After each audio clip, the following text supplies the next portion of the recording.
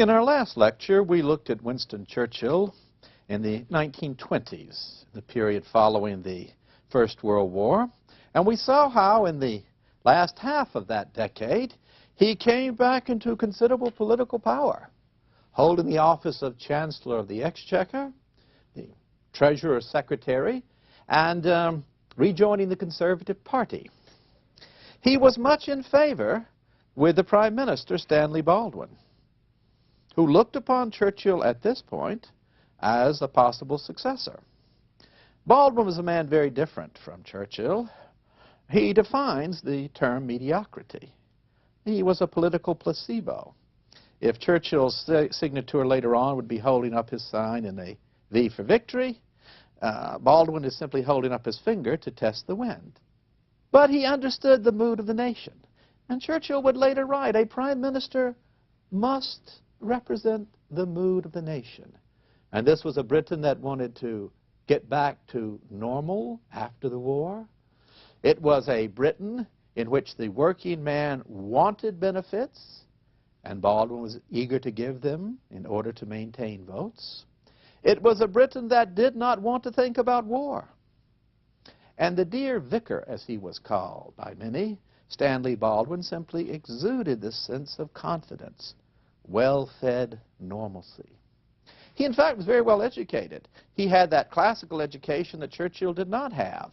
He was a president of the British Classical Association. He read Greek and Latin for pleasure, made speeches on the value of learning the classics and how important they were. Well educated, lazy. He was very good at delegating authority and found in Churchill a very eager beaver, eager worker. But things were not simple in this first conservative government under Stanley Baldwin. Labor was very restive. And in fact, in May of 1926, a general strike broke out. The miners were being ground down by their bosses. It was difficult for Britain's coal industry to regain its position of world dominance. Its equipment was outmoded. And the way that the bosses saw to do it was simply to cut the miners' wages. They were already miserable enough. And in sympathy with the miners, the whole of the British labor force, under its labor unions, went on a general strike starting on May the 3rd. This meant everything shut down. No railroads, no buses, nothing was in operation. And it was a great danger, of course, to the public welfare. Many ordinary people, middle-class people, took up the task of running buses and being train conductors, trying to keep things going. But it was a desperate situation. And Baldwin was wise enough that Churchill would just make more trouble. So how could he keep Churchill from being too actively involved, making labor even more angry? And so he gave Churchill the task of issuing a newspaper, because, you see, the newspapers were on strike too, and all these wild rumors circulated through Britain. And so Churchill began to bring out something called the British Gazette. And for 8 days it came out. The workers were pressed into service, coming from all kinds of trades, and Churchill had them working. One time he said, "Have you got enough beer in here?" And they said, "Yes." He said, "Well, you can never have enough," and gave them a £1 note. And each issue came out with these virulent attacks upon labor and the damage they were doing to the public. They were written by Churchill, there's no doubt about that. And for 8 days it went on until finally the general strike came to an end. And Baldwin said, "One of the cleverest things I ever did was put Winston in charge of that paper. It allowed him to run his mouth off as much as he wanted to and yet do no damage." When the strike was over and Parliament was meeting to discuss the issue, and the Labour Party was still very, very angry about it, Churchill got up and said, "Let me tell you, if you ever dare unleash upon the British public another general strike, then I shall unleash upon you." And there were shouts, "Warmonger, sit down, Dardanelles!" Another British Gazette. And they just broke up in howls. And he put Britain, as we saw in our last lecture, back upon the gold standard. Now, this is what the best advice told him to do. His predecessor as Chancellor of the Exchequer was bound to do that. That was the policy that the government had insisted upon. The Bank of England's director insisted upon it. And so England went back upon the gold standard. In 1929, a new election was held, a general election, in the spring of the year. Things were booming pretty much in England at that time, and as when people are prosperous, they wanted to change. And so the Conservative government was swept out, and a Labour Party became the dominant force in Parliament. Ramsay MacDonald became the new Prime Minister. Stanley Baldwin was also lucky. Nothing ever stuck to him, and he got out of office right before, of course, the Great Depression, which came in the fall of 1929. But Churchill was now out of office, and he, in fact, would stay out of office for the next decade, though none could foresee it at the moment. That same year, while he was traveling across the United States in the summer and early fall, traveling with his son, traveling on a private railroad car that had been lent to him by one of his admirers, the great stock market crash occurred. As he sailed over, he wrote a letter back to his wife saying, "How wonderful financial security is. My stocks are just booming in America, and now that I am out of office, I can write, but I can write the kind of things I want to without worrying about writing for a living." He was wiped out in the stock market crash. Another terrible blow. He came back and settled in, still a member of Parliament, but out of office, settled in to his life at Chartwell. Within a year, he had broken with the Conservative Party leadership, remaining a member of the party, but broken with the leadership and broken bitterly with Stanley Baldwin over the Conservative Party's desire to see India receive ultimate independence. And these years, all through the 30s, Churchill was said to be in the wilderness, out of favor with his party, out of office. And Chartwell, his home in the south of England in Kent, would be his castle, his place of refuge. And there we see Churchill as a man, a full, rounded human being. So very different from the titanic and evil figures of Stalin and Hitler. Chartwell remains today as it was in Churchill's time. You can walk through the rooms, see the very furniture, and picture Churchill there, as we want to do in this lecture. His mother had died in 1922. They grew quite close. She married 2 more times, always to men much younger than herself, and she was wearing a new pair of Italian shoes with high heels, and she stumbled and fell down the steps, broke her leg so badly it had to be amputated, and then she died of complications following it. But they had grown quite close. But the real figure in his life from 1908 onward was his wife, Clementine. Clementine Hosier. She came from an aristocratic family. She was the granddaughter of the Countess of Airlie. But her father, Mr. Hosier, was a bit of a bounder. He refused to have sex with his wife, and Clementine used to ponder in later years who her father might actually have been. He made quite a fortune in the financial district of London, but would not support the family. So they grew up in fairly modest circumstances. Clementine, when Churchill met her, was actually a tutor in French. She had studied at the Sorbonne, though, and was beautiful. And the first time she met Winston was in 1904 at a dance. And he came up to her and just stood there. He said, "I was struck silent for once by her beauty." And there was this red-headed man standing, staring at her. And she got embarrassed, so she waved to a man she knew, and they danced off together, leaving him there. And the man said, "Why are you talking to that awful, wretched Winston Churchill?" "Well, I wasn't talking to him. Is he really that bad?" "Oh, yes, everybody says he is." But they met again 4 years later. He pursued her with ardor, and she married him. He asked her to marry him at Blenheim. And he said, "I took 2 great decisions at Blenheim, one to be born and one to be married. I have never regretted either of them." And through 57 years, he was absolutely devoted to her. The letters that they wrote to one another been published by their daughter. And what a wonderful glimpse they give into their lives. They had little pet names for each other. Not just Clemmy, but she was also Cat. And he was Pug, Amber Pug, or Pig.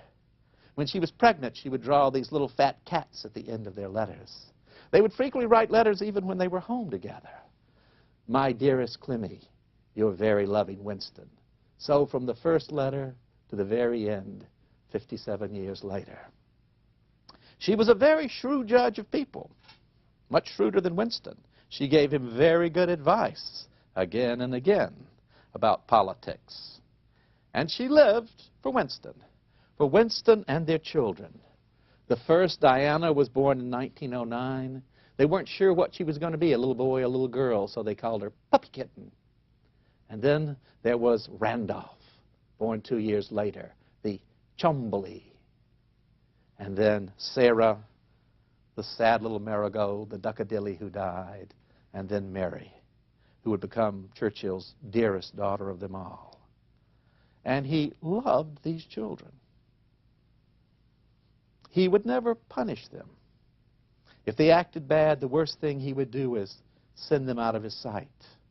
But he never touched them in terms of spanking them. Loving and devoted as a father. And above all, during these years at Chartwell. It was a home he had bought in 1922. Mrs. Churchill did not want him to buy it. She never liked the house. But she made it a wonderful home for him. He paid £5,000 for it in the currency of the day and spent $20,000 improving it. It was a bit of England. The central part where he had his study had been built in 1086. It had been added to over the years. So only 20 years after the Battle of Hastings, this central part had been built. His study speaks volumes about Churchill. It is filled with the memorabilia of Napoleon.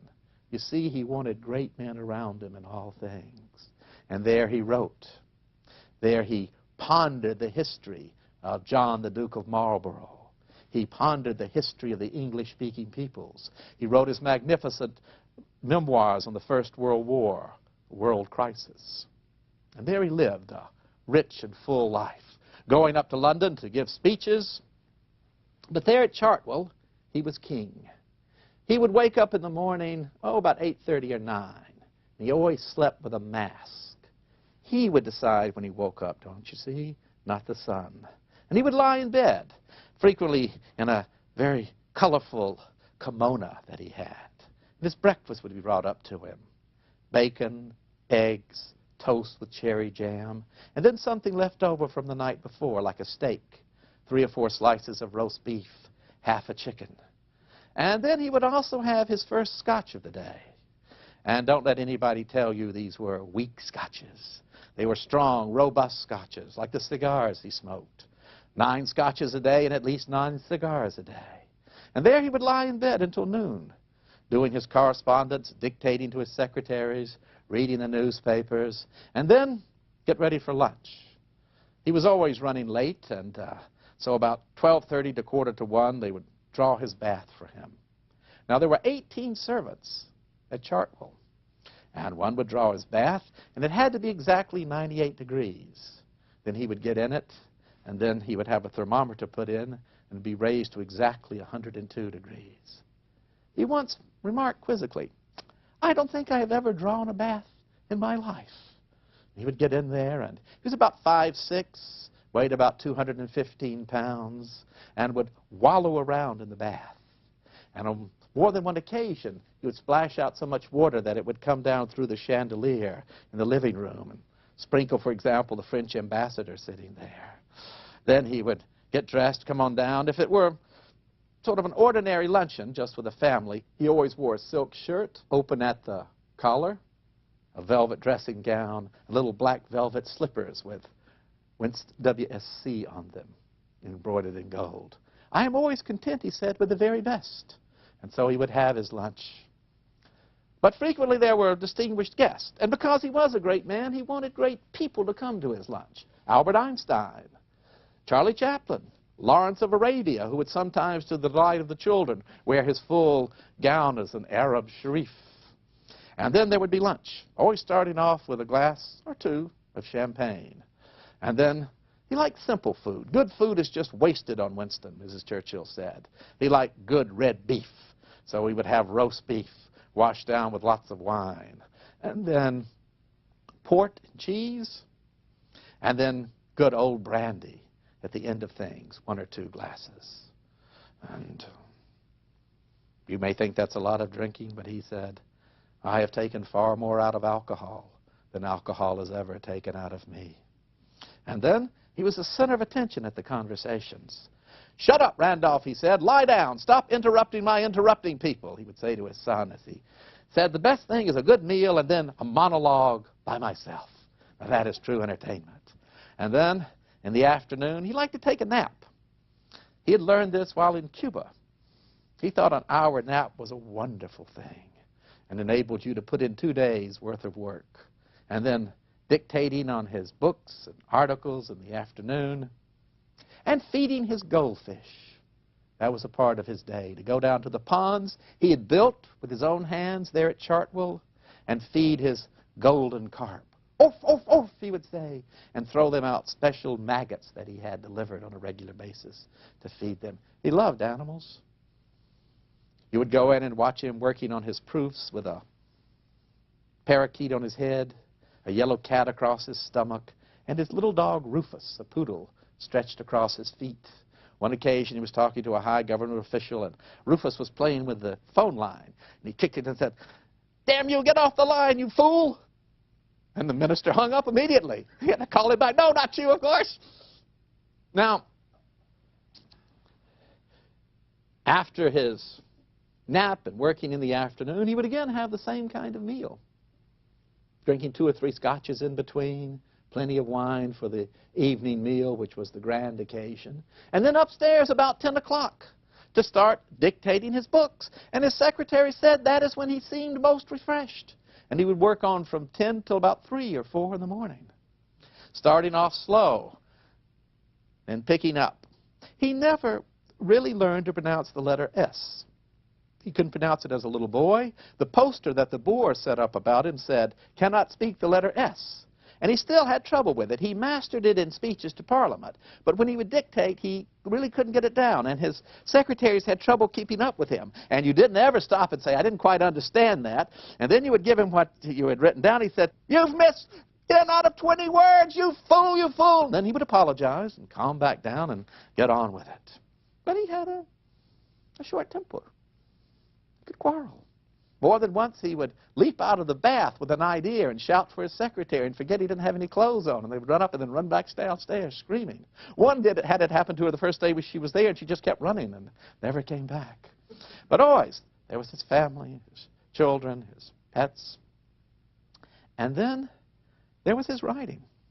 And in this period we are talking about, he wrote from 1931 to 1939 11 books and more than 400 articles.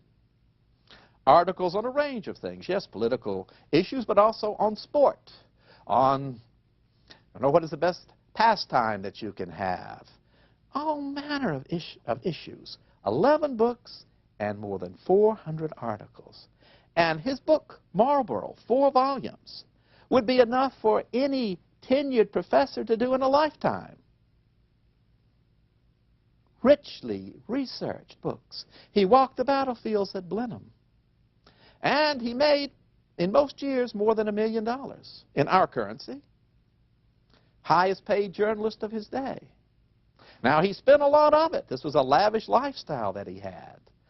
But picture, writing that much and earning that much money. Now, that is success. In the way we define success, making money.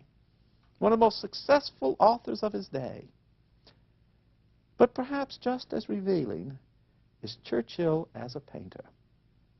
There's been published recently a book by his daughter, Mary, on Churchill as a painter. It is a splendid introduction to his painting, but it is also so filled with love.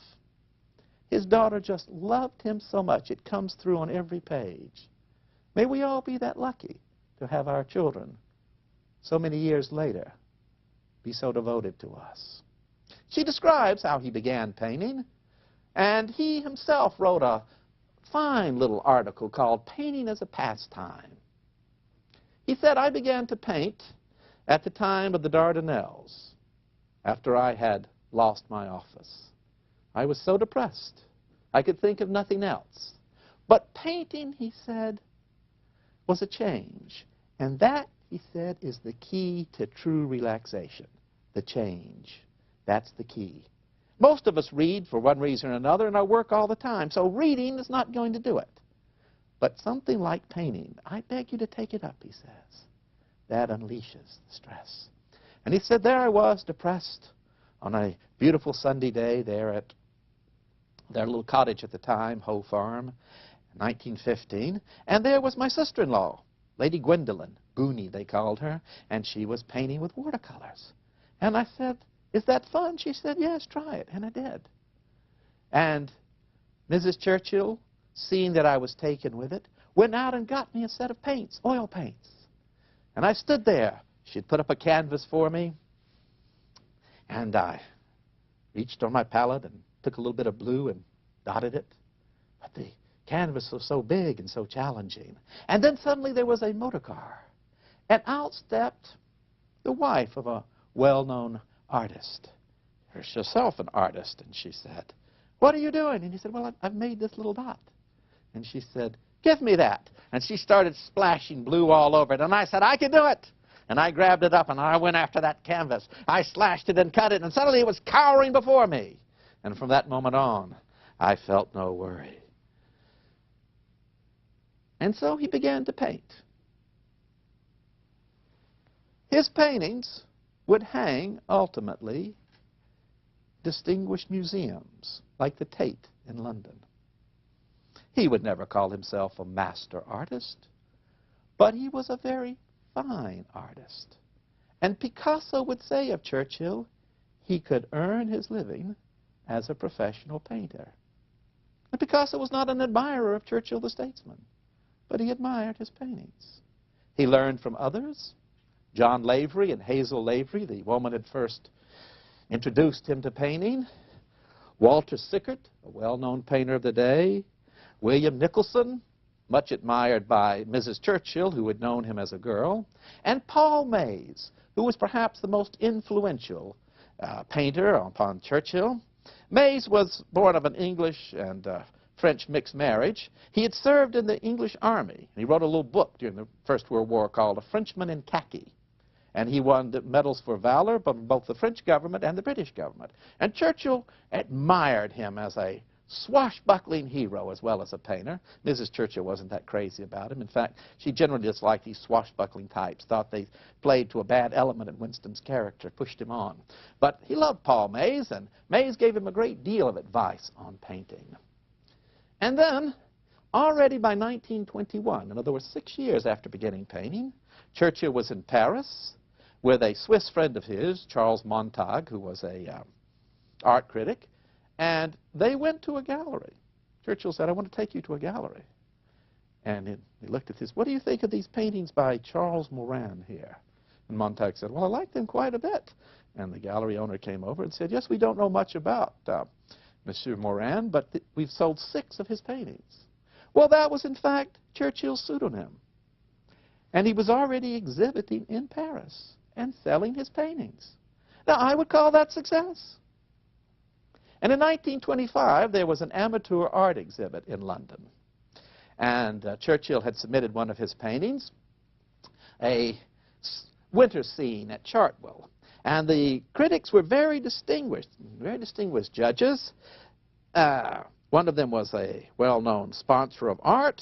One was Oswald Burley, who was a portrait painter of the time, and the other was Kenneth Clark, then a young man who would go on to be one of the most distinguished art critics of the 20th century. And Oswald Burley went first and was there early and looked at all the paintings and picked out this winter scene. Thought it looked excellent. Now, these are not signed, you understand. And then the well-known art connoisseur came in, Monsieur Duvain, and he looked at him and he said, well, I agree with you, that's the best one, but this is a professional painter. This is rigged. This is not by an amateur. It's too good. Then Kenneth Clark came in and said, well, I think it is by an amateur, and it's the best. So Churchill won this 1925 art exhibition of amateur paintings. And he would go on. Yes, as he got famous in the aftermath of the war, he became an honorary member of the Royal Academy, but the mark is there already that he was a good artist, and he worked at it. He had a superb studio set up for him at Chartwell, and he painted hundreds of paintings over the years. Hundreds of them. Unlike Hitler, who claimed to be an artist and never produced anything, Churchill just quietly worked away. He didn't like to give his paintings away. In fact, the king had to press him to give a painting to be held up for auction, which sold at a very good price. He loved his paintings the way he loved his children, and they are very telling about his character. He followed mostly the style of the Impressionist. And in his little work, Painting as a Pastime, he said that they were like Shelley to literature. After all the classical influence, they brought joy and a sense of life back into painting. He loved bright colors, and he painted landscapes. He said, when I get to heaven, I want to spend the first 1,000,000 years, at least a good part of it, painting. And I think that on my palette there, that orange and vermilion will be the dimmest colors. And there'll be a whole range of new bright colors. Do you see this optimistic vision of life? One of his earliest paintings is a landscape, a little forest, not far from Chartwell, in the sunset. And a mist is falling over it. And there's this single tree sticking up out of the gray. And off in the corner, bright lights, green and blue and red, the way a sunset is captured there in Western England. And we always think of his famous statement in the darkest days of World War II. But look, there, the sun is bright. The sky is bright. And so he went out when he was settling the Near Eastern disputes, when he was working for the establishment of a Jewish state in Palestine. In the midst of crowds shouting at him, he sat down and painted the pyramids. 1921, it's one of my favorite of his paintings. These monumental structures rising up under a brilliant sky, orange and blue, and beneath them, little tiny figures. How small ultimately is man, and yet how great can his achievements be? A landscape that captured a stream flowing through the Maritime Alps near the Riviera shows his mastery of light glistening upon water. And it was chosen to be exhibited in the Royal Academy in its summer exhibits in 1947. Water, he wrote to Clementine, is so hard to capture. And he worked at it again and again. In 1916, while on active duty at the Western Front, he painted their little dugout there at Plug Street, as the British troops call their little village. The shell holes, the damaged church, his comrades sitting around amidst shell fire, calmly reading the newspaper. Death was such an everyday occurrence to them. Loved the Mediterranean, and he loved Morocco. He took President Roosevelt to a special spot where he liked to paint. A huge canyon with cliffs rising up on either side. And he caught them in all their orange majesty. A brilliant blue sky, and just a little figure, few figures running among them. Always this theme of the majesty of nature. But my favorite single painting by him, well, there are two perhaps. One is a portrait of his wife, because he could be a superb portrait painter. And he worked from a photograph of hers taken 15 years before. He painted it in 1955. She was launching a ship in 1940. And it captures all the gaiety of her smile, the force of her character, and how much he loved her. But in 1948, he painted a Buddha, a little Buddha that had been left him by Sir Ian Hamilton.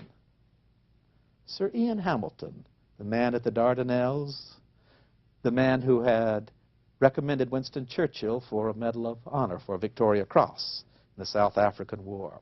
And Ian Hamilton had captured this little Buddha during the Burmese War so many years before, the annexation of Burma, which had been overseen by Lord Randolph Churchill. And there is that black Buddha, silent, inscrutable, and in front of it Churchill has placed a single brilliant red flower in a vase. The flower will come and go. It will pass away. And the silent Buddha resting there is eternity. It is painted in brilliant colors, solid, clear, luminescent. Churchill as a painter. An insight into the soul of this man, so brilliant, so well-rounded, so gifted, so giving.